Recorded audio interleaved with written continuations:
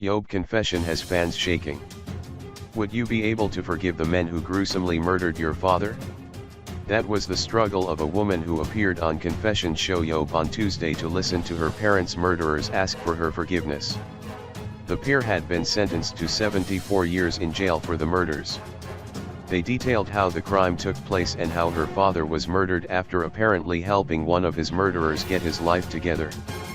Sis had been put through the most since her parents' death and was not about to forgive the pair anytime soon.